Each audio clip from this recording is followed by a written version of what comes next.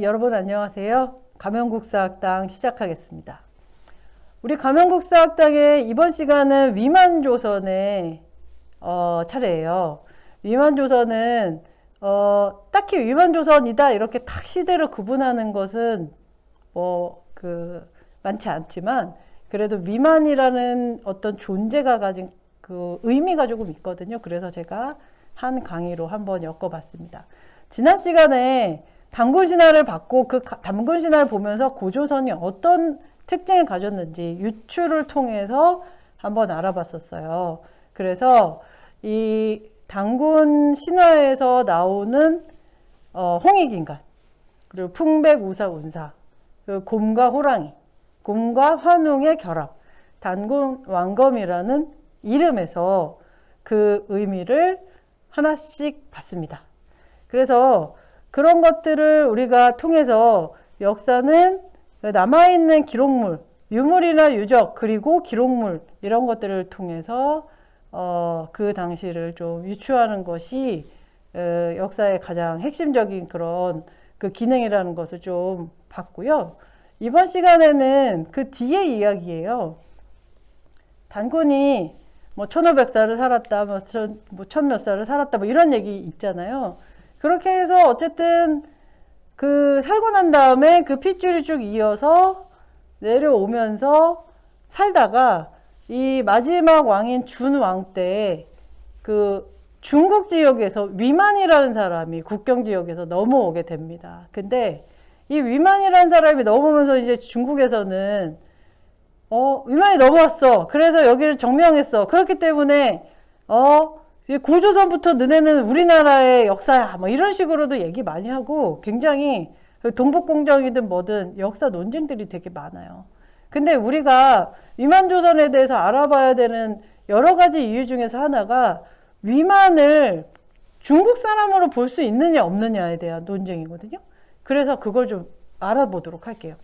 첫 번째, 위만은 아까 말씀드렸듯이 마지막 왕인 준왕을 몰아내고 집권을 하게 돼요.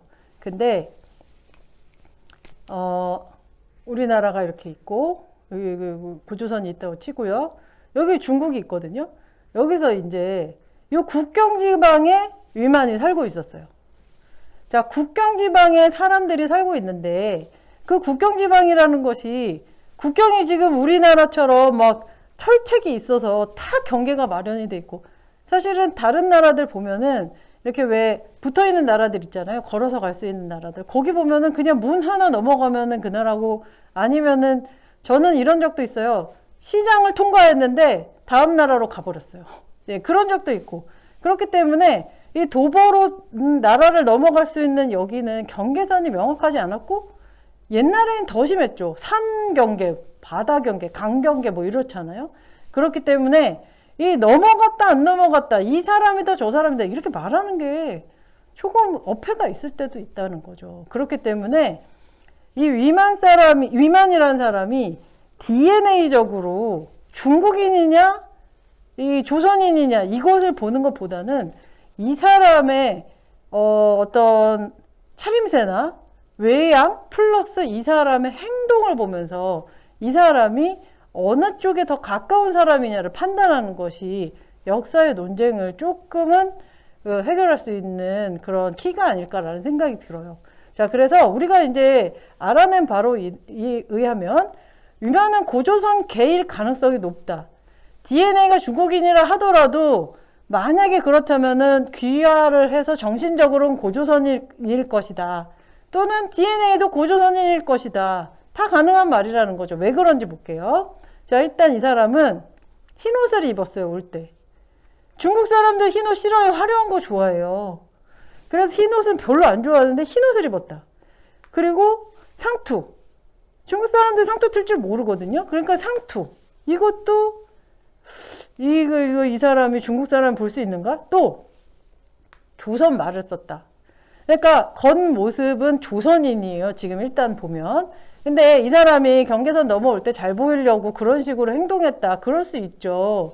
자, 그렇기 때문에 이것만 가지고 우리가 조선인이냐 아니냐를 얘기하는 것은 무의미해요. 사실은. 의미가 좀 적어요. 그렇다면은 이거 말고 이 사람이 집권을 하고 난 다음에 행동을 보면 이 사람이 마음이 어디 쪽에 가 있느냐를 알 수 있어요. 자, 일단 고조선의 이름을, 조선이라는 이름을 계속 써요. 원래 이런 거 아닌가요? 정권을 했는데 내가 전 정권하고 좀 달라요. 그러면은 뒤집고 싶죠. 뒤집을 때 제일 먼저 하는 게 뭐냐면 이름 바꾸는 거예요. 왜냐면은 그 이름이 계속 가면 사람들이 그 옛날 생각을 계속 하게 되거든요. 그렇기 때문에 이름부터 바꾸는 게 1번이에요. 네, 우리 정치도 보면 그렇잖아요. 자, 근데 이름을 바꾸지 않았다. 그리고 이름만 안 바꾸고 나머지를 다 바꿨다. 이게 아니라 시스템도 그대로, 사람도 그대로. 자, 그래서 시스템을 유지하고 고조선에 있었던 관리들 그대로 스테이하는 경우도 많았어요. 그대로 그냥 하세요. 또는 되게 유명한 사람이면은 계속 갖다 쓰고 그렇게 관제도 유지를 하고. 한마디로 말해서 본인만 바뀐 거지 고조선이 바뀌지 않았다는 거죠. 조선이 바뀌지 않았다는 거죠. 그렇다면 이 사람을 중국 사람으로 보는 게 맞나요? 그러니까는 DNA가 중요한 게 아니라 이 사람의 마음이 중요한 거다. 그렇기 때문에 고조선계라고 보는 것이 논리적으로 합당하다. 자, 됐죠?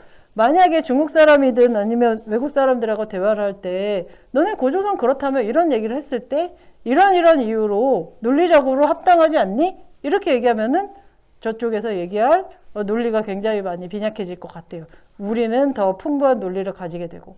자, 그래서 이런 부분을 우리가 여러분들이 시험에 나와서가 아니라 좀 알고 갔으면 좋겠어요. 겉모습도 그랬고 속도 그랬다. 그렇기 때문에 이 사람은 DNA가 어떻든 고조선 사람일 가능성이 훨씬 더 높다. 자, 그 다음에 이제 이 고조선은요, 여기 제가 그려놨지만 여기는 중국이 이렇게 크게 있거든요. 자, 이렇게 있는데 이거보다 더 커요, 사실은.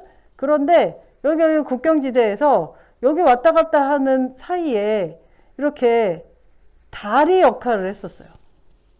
자, 그렇기 때문에 경제를 중개무역이라는 것을 주로 했었습니다. 자, 중개무역이라는 게 말이 좋아서 중개무역이지. 이거 한나라, 그때 당시 한나라였어요. 한나라 입장에서는 기분 나쁜 거예요. 이 조그만 게 지금 뭐 하는 거야? 내 사이에서? 내가 그냥 직거래하면 되는데. 그렇기 때문에 뭔가 건드렸죠. 그리고 생각보다 세거든요. 그래서 한나라의 무제가 이제 죽일 때까지 패자! 이런 생각으로 쳐들어옵니다. 그래서 이제 여러 차례 침략을 하고 결국에는 멸망하게 됐고 그 지역에 한나라의 군현 4개가 세워지게 됩니다. 그래서 이렇게 해서 108년에 이제 멸망을 하게 돼요. 안타깝게 멸망을 하게 되지만 우리나라 첫 번째 그 왕조로서 그 국가로서 굉장히 오랫동안 유지를 했고 그리고 많은 어떤 의미를 남긴 이 조선에 대해서 우리가 알아봤습니다. 오늘은 여기까지 하겠습니다. 수고하셨습니다.